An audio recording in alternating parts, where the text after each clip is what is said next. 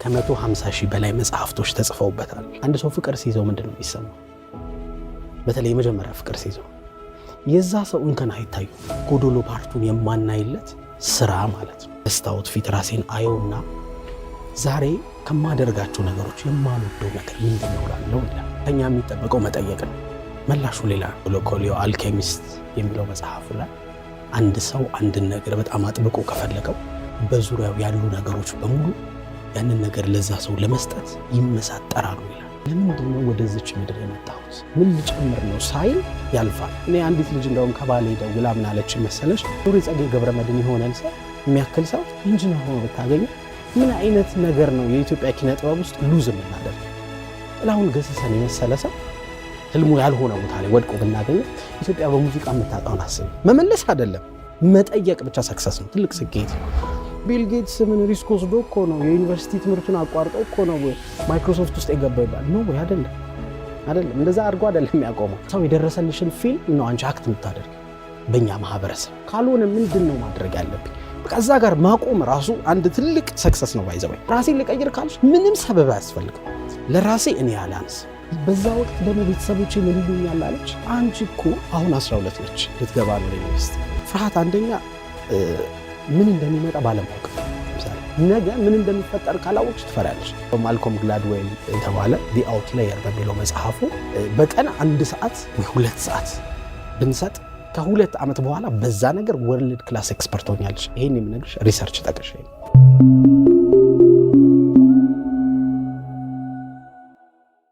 እውነት የመረጥሽው ሐሳብ በጣም ነው የወደድኩት። ምክንያቱም የብዙ ሰው ጥያቄ ነው፣ የብዙ ሰው ህይወት ይነካል፣ የብዙ ሰው ችግር ነው። በተለይ እድሜያችን ከ20ዎቹ ጀምሮ ራሳችንን መጠየቅ እንጀምራለን። እኔ ግን ማን ነኝ? እኔ ግን ምንድነው ብሰራ የሚያዋጣኝ? ምንድነው መሆን ያለብኝ? የት ነው የምደርሰው? የሚለው በጣም የሚቆረቁረን ጥያቄ ነው እና ልናዳፍነው ብንሞክረውም መልሶ የሚቀጣጠል እሳት ነው ፓሽን ወይም መሆን የምትፈልጊው ነገር ማሰብ። ስለዚህ ለተመልካቾች መጀመሪያ ፓሽን ምን እንደሆነ በደንብ ግልጽ ብናደርገው ሞር ከዚህ በኋላ የምናወራውን የሚኖረንን ቆይታ በደንብ ግልጽ ያደርጓል ብዬ አስባለሁ። እና በእኔ ያረዳድ ፓሽን በነገራችን ላይ ባይዘው ከ150,000 በላይ መጽሐፍቶች ተጽፈውበታል። ከአንድ ዓመት ከ6 ወር በፊት በሰራሁት ሪሰርች ጎግል ማንም ሰው ማድረግ ይችላል። ፓሽን ላይ ፐርፐዝ ላይ የተጻፉ መጽሐፍቶች ከ150,000 በልጠዋል። ስፒሪቹዋሊ ይሆናል፣ ሰልፍ ሄልፕ ይሆናሉ፣ ሳይኮሎጂካል ሊሆኑ ይችላሉ። ብቻ ፋብሎች ሁሉ ጨምሮ በፐርፐዝ ጉዳይ በጣም ብዙ ተብሏል፣ በጣም ብዙ ተጽፏል። ሰው እንዴት ራሱን ያገኛል በሚል።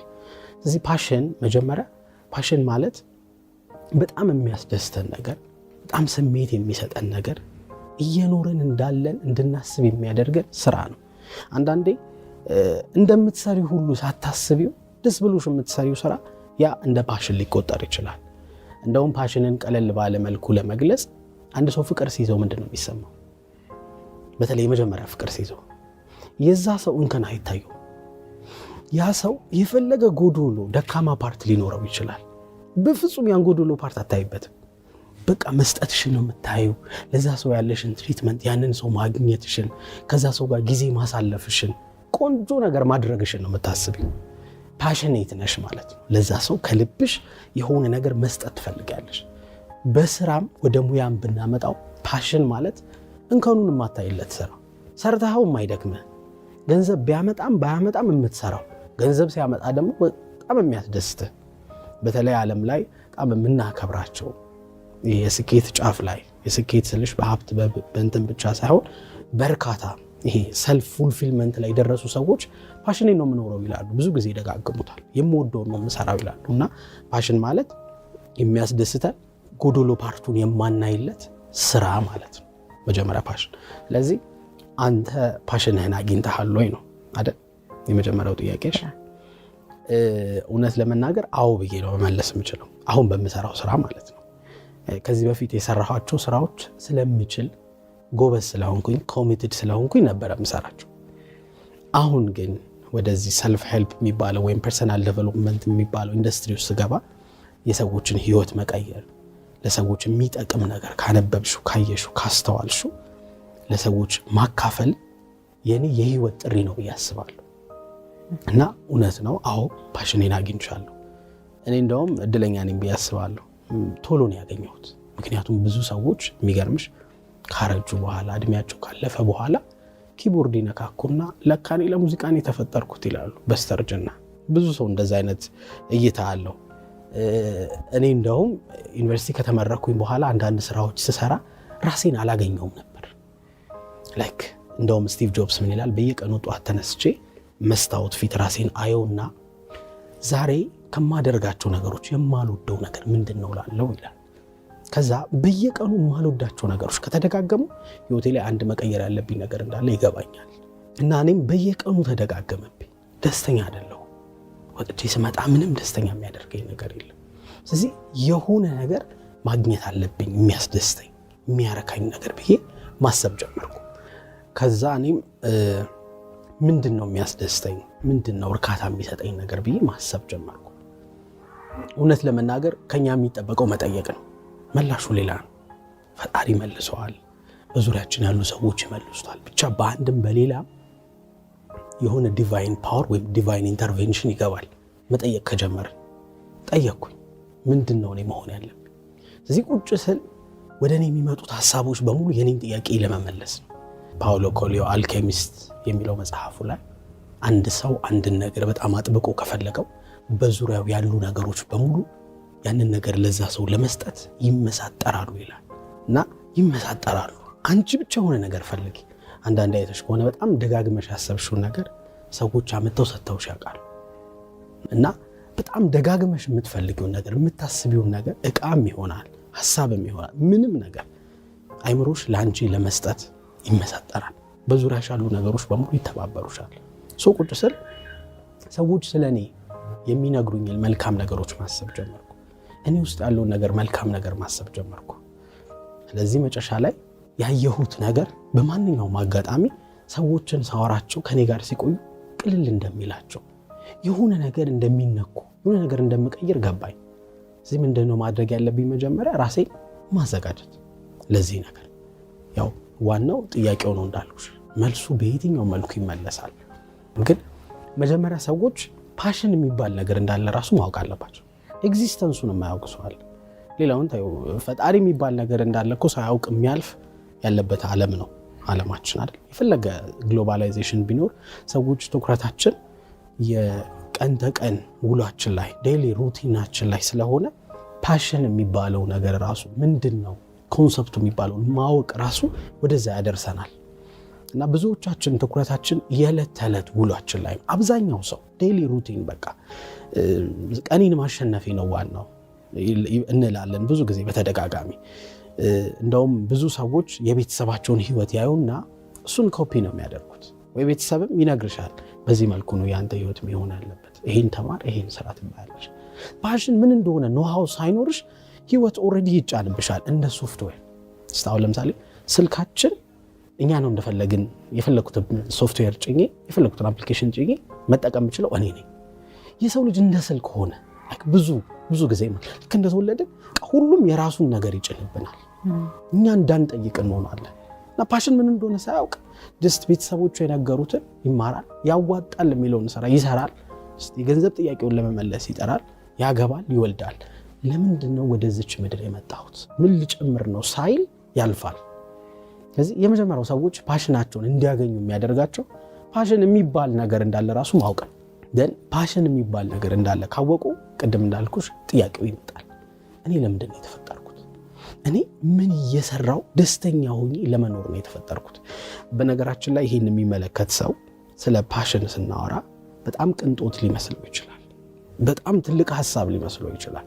ግን እውነት ለመናገር አንድ ሰው ፓሽኑን እየኖረ ነው የሚባለው ጠዋት ካልጋው ሲነሳ በጣም ደስ የሚለውን ህይወት እየኖረ በጣም ደስ የሚለውን ስራ እየሰራ በጣም ደስ የሚለውን ትዳር እየኖረ እንዳለ ካሰበ ይሄ ሰው ፓሽኑን ባያውቀው ምን እንደሆነ እየኖረው ነው። አሁን በምትኖረው ኑሮ ደስተኛ ነው ወይ? ውስጥህ የሚረብሽ ድምጽ የለም ወይ? አንዳንድ ሰው ሊያማክረን ሲመጣ ምን ይላል መሰለሽ?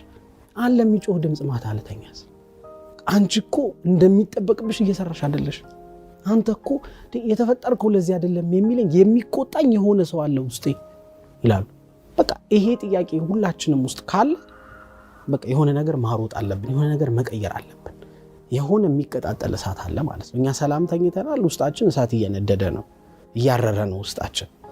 ግን እኔ የተረጋጋ ስቴብል የሆነ የተሟላ ሁሉ ነገር ደስተኛ የሚያደርገኝ ህይወት ላይ ነኝ፣ በመንፈሳዊ በዓለማዊ በሁሉም መልኩ ካለ ያ ሰው እንዳልሹ ፓሽን ምን እንደሆነ ባያውቅ ራሱ ህይወትን በስትክክል እየኖረ ነው። ምን ማለት መሰለሽ እኛ ሀገር ሌላውን ትታሽው ልጅ እኮ ኢንቨስትመንት ነው። ይሄን ታውቂያለሽ? ለምሳሌ አንቺ ሱቅ ትከፍቻለሽ አይደል? ሱቄ እንደው እንዴትም ብሎ እንደው በእግሩ ቆሞ ገቢ ያምጣልኝ ትያለሽ፣ ኢንቨስት ላደረግሽበት። ሰዎች ብዙ ጊዜ እኛ ሀገር ልጅን የሚያስቡት እንደ ኢንቨስትመንት፣ እንደው ይማርልኝ እንደው ይቀጠርልኝ እንጂ የሚያመጣው ገቢ ነው ዋናው። that's investment እኮ አይደል? ይሄ ላይክ ራሱን ፉልፊልድ ሆኖ ደስተኛ ሆኖ ይኑር ብለን አናስብም ብዙ ጊዜ። እንደው ራሱን ይቻላል። አረ እንዴት አድርጎ በጦራይ ሴት ልጅ ከተማረች ምን ካለችን ብቻ ለቤተሰቦቿ ግዴታ ማድረግ አለባት። ላይክ ኢንቨስትመንት ነው ኤቭሪዋን። እኔ አንዲት ልጅ እንደውም ከባሌ ደውላ ምን አለች መሰለሽ፣ እኛ ጋር ይሄ ሶሻል ሚዲያ ምናምን አይደርስም፣ በአጋጣሚ ግን ቪዲዮውን አየሁ። በዛ ወቅት ደግሞ ቤተሰቦቼ ምን ይሉኛል አለች፣ አንቺ እኮ አሁን 12 ነች ልትገባ ነው ወደ ዩኒቨርሲቲ፣ አንቺ እኮ በትምህርትሽ ጎበዝ ብትሆኝም ሰቅለሽም ተመረቀሽም ጥሩ ስራ ብታገኝም እኮ ማግባትሽ አይቀርም ሀብታም ባል፣ አሁን ባትማሪ ማግባትሽ አይቀርም ሀብታም ባል፣ ስለዚህ ለምን አንደኛሽን አሁን አቁመሽ ትምህርትሽን ለምን አትማሪ ይሉኛል አለች። እና ራስን መሆን የሚል ያንተን አንድ ቪዲዮ አይቼ ነው ወደ ህይወቴ የተመለስኩት፣ ወደ ራሴ የተመለስኩት ነው ያለችኝ። ምን ልልሽ ነው የዚች ልጅ የህይወት ምሳሌ የአብዛኞቻችን ቤት ውስጥ ያለ ነገር የምንሰማው ነገር ተመሳሳይ ነው። ስለዚህ ሁልጊዜ የምናስበው ስራን፣ ላይፍን፣ ህይወትን የምንረዳው መጀመሪያ እንደው ምግብ ይልቻል እንደው በልቼ ልደር። አብዛኛው ሰው ሩጫው መጀመሪያ ለመብላት፣ ልክ ከሱ ከተሻለ እንዴ ልልበስ፣ ልብስ አይደለ መሰረታዊ ነገር ተብለን የተማርበልን እንዴ ልልበስ ልዘንጥ እንጂ ይባላል። ትንሽ ከዛ ትንሽ የተሻለ ነገር ሲኖርሽ መጠለያ፣ ትዳር፣ ቤት፣ መኪና ተል እዛ ጋር ያቆማል አብዛኛው። እኔ ለዛ መልፋቱን አይደለም እየወቀስኩ ያለሁት፣ ግን ህልሜ ምንድነው፣ ደስ ብሎኝ የምኖረው ምን ብሰራ ነው አንልም፣ መጠየቅ እናቆማለን። እኛ ሀገር ትልቁ ችግር ከናሬሽናችን ላይክ ናሬሽን ከሚነገሩን ትርክቶች አንፃር ተፍተፍ ብለን እንደንተና ልጁን እንጂ ይባላል። እንትና ልጅ አየው ተመርቆ እንዲህ ዶክተር ሆነ፣ እኔ ህልሜ ዘፋኝ ሊሆን ይችላል እንዳልሽ፣ እዛ እንትና እኮ ተመርቆ ዶክተር ሆነ ሲባል ማሰብ አለብኝ ማለት ዶክተር ለመሆን በአንድ ጊዜ ሽፍት አደረኩ። ዝም ብለሽ አስቢ። ኢትዮጵያ ውስጥ በጣም ትልቅ ቦታ የምንሰጣቸው ሰዎች በእንደዚህ አይነት ጫና ቢያልፉና ወድቀው ቢቀሩ ይህ እንደምናገኛቸው ሎሬ ጸጋዬ ገብረመድህን የሆነን ሰው የሚያክል ሰው ኢንጂነር ሆኖ ብታገኙ ምን አይነት ነገር ነው የኢትዮጵያ ኪነ ጥበብ ውስጥ ሉዝ የምናደርገው? ጥላሁን ገሰሰን የመሰለ ሰው ህልሙ ያልሆነ ቦታ ላይ ወድቆ ብናገኘው ኢትዮጵያ በሙዚቃ የምታጣውን አስቢ። በተለያየ ዘርፍ ነው ብልሽ ታውቂያለሽ። ጥላሁን አጎቱ ግርፍ ያደርገው ነበረ ለሙዚቃ ሲሄድ፣ ጠፍቶ ሁሉ መልሶት ነው ድጋሚ ጠፍቶ አዲስ አበባ ገብቶ ሙዚቃ መስራት የጀመረው። እንደ ጥላሁን አይነት ታግሎ ማሸነፍ የማይችሉ ሰዎች አሉ። ህልም አላቸው ግን ውጫዊ ነገር ናሬሽን የሚነግ ትርክቱን ይሰሙና እሱ ወደ አይምሯቸው ይጫንና እሱን ለመኖር ላይክ አንዳንዴ ሰው የጫነብሽን ነው በቃ ይሄ ሰው የደረሰልሽን ፊልም ነው አንቺ አክት የምታደርጊው። በእኛ ማህበረሰብ ራስሽ አይደለሽም ፊልምሽን የምትጽፊው፣ ሰሟን ነው ዳይሬክተሩ። እናቱ ወይ አባት ዳይሬክት ያደርጉታል ያንቺን ፊልም ራይት ያደርጉታል። አንቺ ብትሆኚ እንዲህ ነው የምትማሪው፣ እንዲህ ነው እንዲህ ትደርሽልኛለሽ ወይ እንዲህ በጊዜ ታገቢያለሽ፣ አስቤልሻለሁ እንደዚህ በእንሱን ትኖሪያለሽ። ያለንበት ማህበረሰብ ነው። አሁን ደስ የሚለው ለመጠየቅ ጥሩ እድል አለ። እጃችን ላይ በጣም ፓወርፉል ነገሮች ይዘን ነው ምንዞር። ስልክ የሚባል ነገር አሁን ይሄን የሚያይ ሰው ይሄ ዘመን ስላፈራው ነው ይሄን ቴሌቪዥን ፕሮግራም የሚያየው። አይሽ ለመጠየቅ ይመቻል። አሁን ያለ የፈለገ ነገር ቢሆን ግን ሰበበኛውን መቅበር አለብን። ገብቶ እኔ ያለሁት እኮ ኢትዮጵያ ነው፣ ልክ ነህ እግዚአብሔር ይስጠኝ እኮ ለዚህ ነው እንደዚህ ያለንኩት ብሎ መቀመጥ የለበትም። አንድ ሰው ገባሽ ሲሰማ የሆነ ነገር ሲያይ መጠየቅ አለበት። ባይዘው እኔና አንቺ የማውራታችን ትልቁ ፐርፐዝ ሁሉም ሰው ወደ ራሱ እንዲያይ፣ ሌላ ለምንም አይደለም። እኔ እውነት የሚያስደስተኝን እየሰራው ነው፣ እኔ እውነት የሚያስደስተኝን እየኖርኩ ነው፣ ካልሆነ ምንድነው ማድረግ ያለብኝ? በቃ እዛ ጋር ማቆም ራሱ አንድ ትልቅ ሰክሰስ ነው። ባይዘው እውነቱን ስነግርሽ የቅንጦት ሐሳብ ነው ፓሽን። ለምን እዚች ዓለም ላይ ሰዎች ውጫዊ ነገር ሲያሳድዱ ስለሚኖሩ ውስጣዊ ጥያቄ መጠየቅ ብቻ ሰክሰስ ነው፣ መመለስ አይደለም። መጠየቅ ብቻ ሰክሰስ ነው፣ ትልቅ ስኬት። እና ቢከብድም እኛ ሀገር ባለንበት ሁኔታ ቢከብድም ስልካችን ላይ ፓወርፉል ነገር አለ እንዴ። ላይብራሪ ዞን ነው የምንዞር። ስልካችን ላይ መጽሐፍ ብትጭኝ ላይብራሪ ነው። ስልካችን ላይ ኦንላይን ትምህርት መማር፣ ዩኒቨርሲቲ ይዘሽ ነው የምትዞር በስልክሽ አይደል? ስልክሽ ላይ ሲኒማ ቤት ይዘሽ ነው የምትዞር ፊልም ብትጭኝበት። ኤቭሪቲንግ እጃችን ላይ ነው ያለው። ከዚህ በፊትም ብየዋለሁ። ከ30 ከ40 ዓመት በፊት ሮናልድ ሬገን አሜሪካንን ሲመራ ከሚጠቀመው ላፕቶፕ ወይም ኮምፒውተር አሁን እጃችን ላይ ያለችው ስልክ ትበልጣለች። ፓወርፉል ነገር ይዘን ነው ምንዞረው። ራሴን ልቀይር ካልሽ ምንም ሰበብ አያስፈልግም። ለራሴ እኔ አላንስም። ቤተሰብ የሚፈልገው ነገር ሊጭንብኝ ይችላል እኔ ላይ፣ የኔ ነገር ዲፋይን ሊያደርግ ሊጥር ይችላል። ጓደኛ ምናምን እሰማቸዋለሁ ግን አልቀበላቸውም። ያመንኩበት ነው የማደርገው፣ ራሴን እሆናለሁ። እና ጥያቄው ግን ደስተኛ ነህ ወይ ነው። በምትሰራው በምትማረው ደስተኛ ነህ ወይ? ወጥተህ ስትገባ ተመስገን ዛሬ አዲስ ነገር እየሞከርኩ ነው፣ ህይወቴ ላይ አንድ ነገር ጨምሬያለሁ ትላለህ ወይ ካልክ ስለ ፓሽን መጠየቅ ያስፈልጋል። አየሽ መጀመሪያ ጠየቅን ደስተኛ ነህ ወይ ያልነው ይሄን የሚመለከትን ሰው አይደለሁም ሲል እንዴት አድርገህ ነው ታዲያ ፓሽንህን የምታገኘው? ፓሽንህን ደግሞ ወደ ፕሮፌሽን አሁን ምን አደረግሽው? ቅድም ፓሽን ስል ባይከፈልህም ደስ ብለው የምትሰራው ነበረ። አሁን ገንዘብ እንዴት ነው ሊያመጣልህ የሚችለው? ላይክ ደስ ብሎ የምትሰራውን ስራ ገንዘብ ሲከፈል ምን ያህል ኢንጆይ እንደምታደርጊው አስቢ። ላይክ ብዙ ጊዜ እኛ ሀገር ይሄ ነገር የተለመደው አርቲስቶች ጋር ነው። እኔ እኮ በ5 ብር ተከፍሎኝ ነበር ስተውን የነበረው ቲያትር ቤት ምናምን ይላሉ። ውሸት ይመስለናል። እነሱ ግን በጣም ደስተኛ ነበሩ። ባይከፈላቸውም ሲሰሩ ደስተኛ ነበሩ። ታዋቂ ሲሆኑ፣ ብዙ ስፖንሰር ሲያገኙ፣ ማስታወቂያዎች ሲሰሩ ምናምን ላይክ በጣም ይረካሉ። ገብቶሻል? ላይክ ለምን ፕሮፌሽን አደረጉት ፓሽናቸውን። ስለዚህ አሁን አንድ ሰው ፓሽን ላይ ስታክ ካደረገ እዛ ጋር ላይክ ሆቢ እንደመኖር የሆነ የሚያስደስተው ነገር እንደመኖር ነው የሚሆነው። ፓሽናችን ወደ ፕሮፌሽናችን ማደግ አለበት። ገንዘብ ማምጣት አለበት፣ ያለበለዚያ አይቀጥልም፣ አይቆይም። ገንዘብ ፊውል ነው፣ እንደ ነዳጅ ሆኖ ሞቲቬት ያደረገን የሚያስቀጥለን ውጫዊ ነገር ቢሆንም ግን ያስፈልጋል፣ ግዴታ ነው። እንዴት ካልሽ ፍርሃት ነው እና ከምቾት መውጣት ከኮምፈርት ዞናችን መውጣት ስለምንፈራ ነው። ፍርሃት በሁለት ምክንያት ሊመጣ ይችላል። ብዙ ጊዜ ፍርሃት አንደኛ ምን እንደሚመጣ ባለማወቅ፣ ለምሳሌ ነገ ምን እንደሚፈጠር ካላወቅሽ ትፈሪያለሽ። አለማወቅ ነው የሚያስፈራን ብዙ ጊዜ። ስለዚህ በእኛ አሁን በምናስበው ፓሽን ጥግ የደረሱ ሰዎች እነማን ናቸው ብሎ መጠየቅ ላይክ መጀመሪያ አየሽ። አሁን ለምሳሌ ምን ማለት ነው? አንድ ካሜራማን ይሆናል፣ አንድ ጀስት ኖርማል የከተማ ላይ አርባን ላይ ያለ ስራ የሚሰራ ሰው እኔ እኮ ፓሽኔ እርሻ ነው ቢል እርግፍ አድርጎ ቢሄድ እና ላለመሄድ አንደኛ ፊር አለበት፣ ቢሄድ ደግሞ ሉዝ የሚያደርገው ብዙ ነገር አለ። ማድረግ ያለበት መጀመሪያ ጥናት ማጥናት አለበት። ከዚህ በኋላ እኮ ፓሽን ማለት ባይዘ መስዋዕት የምታደርጊለት ነገር፣ ጊዜሽን ጉልበትሽን ኢንቨስት የምታደርጊለት ነገር፣ ራስሽን እድሜሽን የምትሰጪለት ነገር ነው ፓሽንሽ። ስለዚህ ቀድመሽ ምን ውስጥ እንደምትገኝ ማወቅ አለብሽ። አይሽ ልትሰዊ ነው። አንዳንዴ በጣም እኮ ፓሽን ከፍቅር ጋር ይገናኛል አላልኩሽም? የወደድሽውን ሰው እኮ በጣም ቼክ አውት ታደርጊያለሽ። ከማጋ ነው ላይክ ምን ስለሱ በደንብ ኢንፎርሜሽን እኮ ትበረብሪያለሽ። ማን ነበር ጓደኛው? ከዚህ በፊት ፍቅረኛ ነበረ ወይ? አሁንስ ፍቅረኛ ያለው ወይ? አይደል? በደንብ ታጠኛለሽ። የት ድረስ አብሮ ሊጓዝ ይችላል? በተለይ ስማርት ከሆንሽ አስተዋይ ከሆንሽ ከዚህ ሰው ጋር እስከ መጨረሻው እንዴት ነው ልጓዝ የምችለው? በህይወት ስለወደድኩት ብቻ ሳይሆን የጋራ የሚያደርገን ዓላማ ይኖረናል ወይ ብለሽ ብዙ ነገር በሰርክሉን ሁሉ ታጠኛ። እሱም ብቻ ሰው ጓደኞቹን ታጠኛለሽ ምናምን።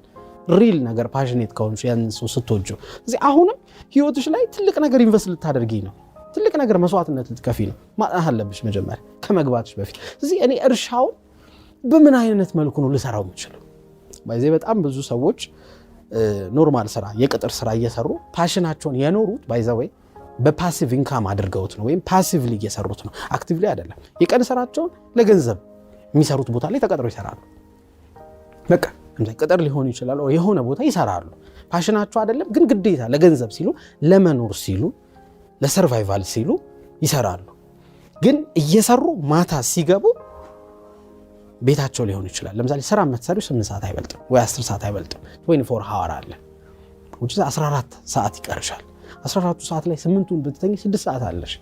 6 ሰዓቱን ከ6 ሰዓት ውስጥ 1 ሰዓት በቀን ነገ መሆን ስለምትፈልጊው ፓሽንሽ ብታስቢ፣ ሪሰርች ብታደርጊ፣ ብታጠኚ ከ2 ዓመት በኋላ በዛ ነገር ወርልድ ክላስ ኤክስፐርት ሆኛለሽ። ይሄን የምነግርሽ ሪሰርች ጠቅሼ ነው። እንደው ማልኮም ግላድዌል የተባለ ዲ አውትላየር በሚለው መጽሐፉ ዓለም ላይ በጣም ወርልድ ክላስ የሚባሉ ማይንድ ሴቶች ዓለምን የቀየሩ ትልልቅ ቢዝነሶችን ስታብሊሽ ያደረጉ ሰዎች ከ10,000 በላይ ሰዓት ኢንቨስት አድርገው ነው ከህይወታቸው ይለናል። እነ ቢል ጌትስን ይጠቅሳል፣ የጉግልን መስራች ይጠቅሳል።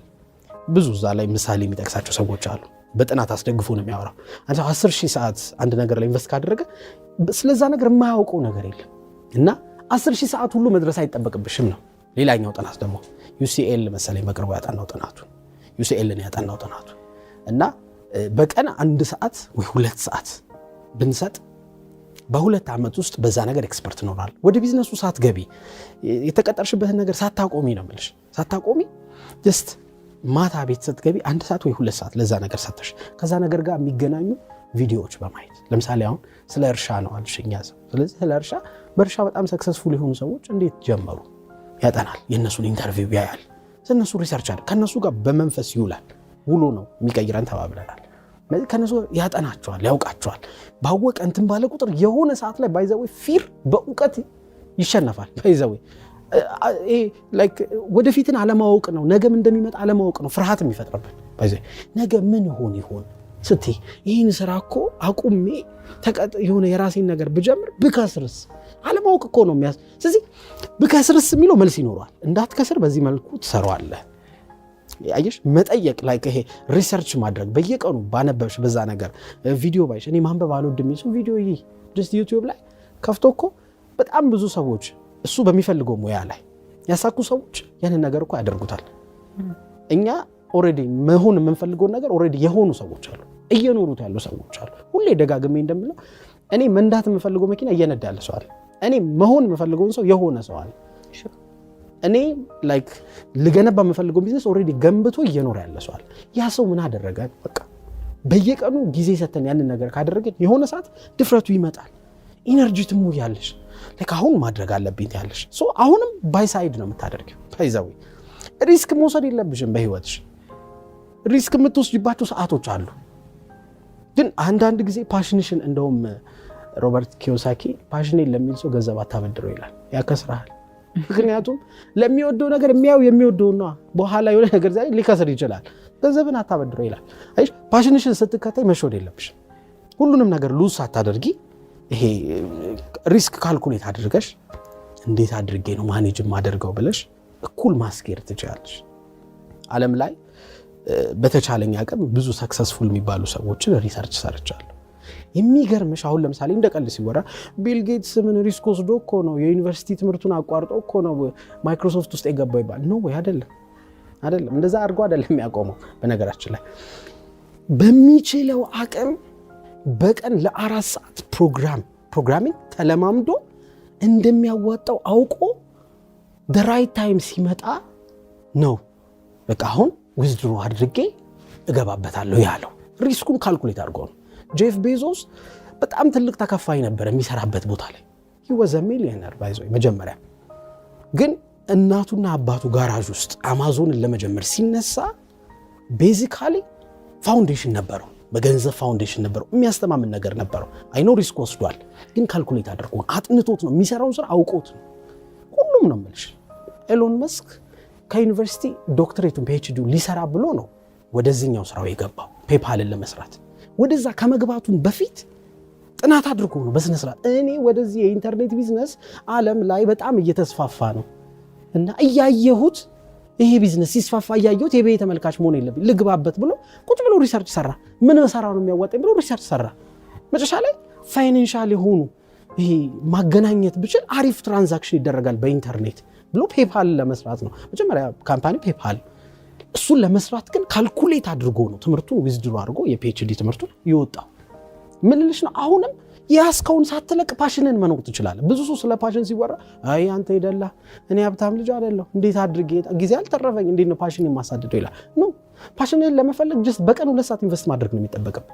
አብዛኞቹ የምናከብራቸው ሰዎች እንደ ሄሮ ምንላቸው ትልቅ ቦታ የምንሰጣቸው ሰዎች የሚፈልጉትን መኖር የጀመሩት ከ45 ከ50 በኋላ እነ ጃክማን ማየት ትችላለሽ። ቢሊዮነሮቹ ብቻ አይደለም ባይዘው ሌሎቹንም ነው። አብዛኞቹ ዓለም ላይ ትልቅ ቦታ የምንሰጣቸው ሰዎች እድሜያቸው ከ45 ከ50 በኋላ ነው ሪል ላይፍ ፐርፐዛቸው ገብቷቸው ሙሉ አቅማቸውን አንድ ነገር ላይ አሟጣው ኢንቨስት ያደረጉት ጉልበታቸውን፣ ዕውቀታቸውን፣ ሁሉ ነገራቸውን አንድ ነገር ለማሳካት የሮጡት ሲነቁ በ45 በ50 ነው። ይሄን የሚያይ ሰው በ40 ይሁን በ50 በየትኛውም የእድሜ ክልል ቢሆን በጣም እድለኛ ነው። አረፈደም።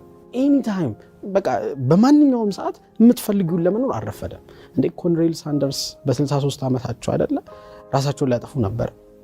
ከዛ በኋላ ያንን ሬሲፒ ሰርተው KFCን መሰረቱ በ2 ዓመት ውስጥ።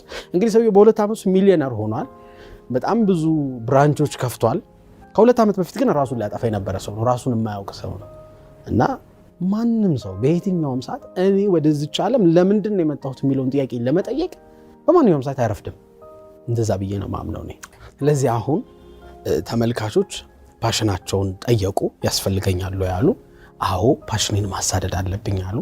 በተቻላቸው ጥረት አድርገው ፓሽናቸውን አገኙ። ወደ ፕሮፌሽን ለመቀየር እየጣሩ ነው።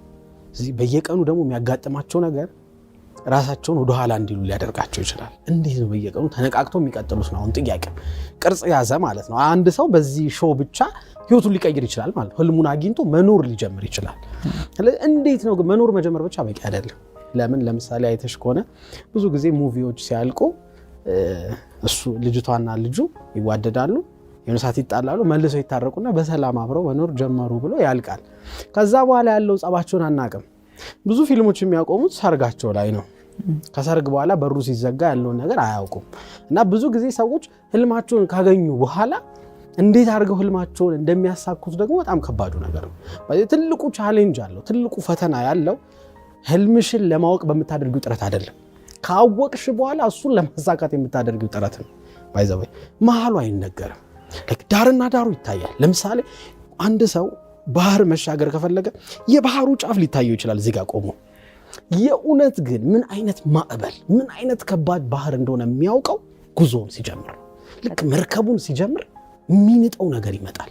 አይሽ ህልምሽን ማወቅሽ አይደለም አሁን ሰዎች ይሄን ሲያዩ እኔ ህልሜን አውቄዋለሁ ብሎ ማቆም የለባቸው። ህልምሽን ለማሳደድ በምታደርጊው ጉዞ መሃል ላይ የሚገጥሙሽ ነገሮች በጣም ከባድ ናቸው። በጣም ከባድ ናቸው። ሜተድስ የሚባሉት ማለት ነው። አንድ ሰው መኪና ሊኖረው ይችላል። መኪናው ያው በቁልፍ ነው የሚነሳው። አመለካከቱ እንደሚችል ሊያምን ይችላል። መኪናውን ቁልፉን አስነስቶ የሚያሮጠው ነዳጁ ነው። ነዳጅ ማለት ሞቲቬት የሚያደርገው ምክንያት ያስፈልጓል። ያለበለዚያ የሆነ ሰዓት መኪናው ከቆመ ያለ ነዳጅ አይቀጥልም። ስለዚህ አሁን እንዴት ነው ራሱን ሞቲቬት ሊያደርግ የሚችለው? የመጀመሪያው ክሊር የሆነ ጎል ያስፈልጓል። የት ሊደርስ እንደሚገባ ያውቋል። ያለበለዚያ ዝም ብለሽ መንገድ ከጀመርሽ የሆነ ሰዓት በቃ ልታቆሚ ተስፋ ቆርጠሽ ልታቆሚ ትችላለሽ። ወዴት እንደምትሄጂ ማወቅ ራሱ ክሊር የሆነ ጎል። ለምሳሌ ምንድነው አቺቭ የምታደርገው በዛ ህልም? እሺ ጥሩ ፓሽንሽን አወቅሽ። ለምሳሌ ሙዚቀኛ ነኝ፣ ጥሩ ድምጽ አለኝ፣ ታዩ ግጥም እጽፋለሁ፣ ሙዚቃ ቀጥማለሁ፣ ወር ማቀናበር እችላለሁ። እሱ ቀጣይ ጎልሽ ምንድነው? ትልቁ ጎልሽ ምንድነው? አይሽ አሁን ምን ሆነ ማለት ነው? ቅድም ፓሽን ነበር፣ የምትወጂው ነገር ሆነ።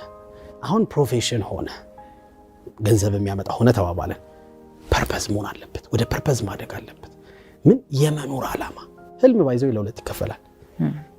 የመጀመሪያው አሳደሽ የምትይዥው ሮጠሽ ለፍተሽ የምትይዥው ደሞዝ፣ ይሄ ካምፓኒ መገንባት፣ የሆነ ነገር ማሳካት፣ የሚታይ ነገር ታንጀብል የሆነ ነገር መጀመሪያው እሱ ነው። ሁለተኛው ደግሞ የማይጨበጥ ህልም አለ። የምትኖሪው ላይክ እንዴት ኢንታንጀብል የሆነ በየቀኑ የምታደርግ። ለምሳሌ ትዳር፣ በጣም ደስ የሚል የተረጋጋ ትዳር የሚጨበጥ ፐርፐዝ አይደለም። አገባሁ እኮ አሁን በቃ ብለሽ አትፈጅ። ላይክ ደሞዝ አገኘው እኮ ብለሽ እንደምትደሰችው አይደል? ሁል ጊዜ የምትኖሪው ኤክስፒሪየንስ የምታደርጊው ነገር ነው ትዳር። ላይክ እንደዛ አይነት ፐርፐዝ ያስፈልጋል። እሱ ነው ሞቲቬት የሚያደርገን። ባይዘው አት ዘ ኤንድ ኦፍ ዘ ዴይ እኛ ሰዎች ነን። ውጫዊ ነገር ብቻ አያስደስተን። አየሽ ፕሮፌሽን ሆነ ማለት ገንዘብ ያመጣል ማለት አስደስቶሽ እስከ መጨረሻው ትጓዣለሽ ማለት አይደለም። ሞቲቬት የሚያደርግሽ ጉልበት የሚሰጥሽ ጠዋት ስትነሺ ባይዘው ስራ የምትገቢው ወሩ መጨረሻ ለምታገኙ ደሞዝ ከሆነ የሆነ ቀን ይሰለችሻል። ከደሞዝ በላይ እዛ መስሪያ ቤት ገብቼ የምፈታው ችግር አለ ካልሽ ግን አየሽ ሁሌ የሚፈታ ችግር አያልቅም። ችግር መፍታት የሚባለው ፐርፐዝ ነው፣ የመኖር ዓላማ ነው። የሰው ልጅ ዓላማውን ካላወቀ አየሽ ህልም ብቻ በቂ አይደለም። ህልም አቺቭ ይደረጋልም ይኖሩታልም እና ደግሞ አሩጠሽም ትይዟለሽም። ስለዚህ አሁን አሩጠን ምን ይዞን እናውቃለን። መጀመሪያ ስፔሲፊክ ጎልስ ይኖራል። ጎልሽ ምንድን ነው? ምሳሌ ምን አይነት ሙዚቃ ማተም ነው የምትፈልጊው? ላይክ ምን ያህል ሚሊየን ሪከርድ ሽያጭ እንዲኖረው ነው የምትፈልጊው? ሊሆን ይችላል እኔ ዶክተር መሆን ፈልጋለሁ። ምን አይነት ክሊኒክ ነው የምትከፍተው ነገር? ምን አይነት ሆስፒታል ነው የምትከፍተው ነገር? ኦር በምን አይነት መልኩ ነው ፔሽንቶችን አክመ በቃ ደሞ ሰክሰስፉል የምትባለው እንዴት ነው? በከሪር ሊሆንም ይችላል። ባይዛው ፒኩን ማወቅ ታንጀብል ይሆነው በጣም ወሳኙ ግን ሁለተኛው ኢንታንጀብል ይሆነው የማጨብጩ ፐርፐዝ የሚባለው ፒክ ማወቅ። at the end of the day እሱን ካወቅሽ እኔ ለምሳሌ እውነቱን ስለግሽ በየቀኑ ይህን ስራ ለምን እሰራለሁ የሚያስብሉ ነገሮች ይገጥሙኛል። ግን ያንን ነገር በአንዴ እንድረሳው የሚያደርገኝ የብዙ ሰው ህይወት እኮ ይህን አንድ ሰው መቀየር እኮ ቀላል አይደለም። የሆነ ሰው እኮ እየተማረብኝ ይሆናል። የሆነ ሰው አንተ ስለሆንክ ነው የቀየርከኝ፣ ከአንተ የሰማኋት ነገር ነካችኝ ብሎ ሊቀየር ይችላል የሚለው ሐሳብ፣ የማይጨበጥ ሐሳብ ያነቃቃኛል። ስለዚህ ለኢንትሪንሲክ ሪዋርድ ቦታ መስጠት አለብን። ውስጣዊ ለሆነ እርካታ ያ ነው ሁሌ ሞቲቬት የሚያደርገን።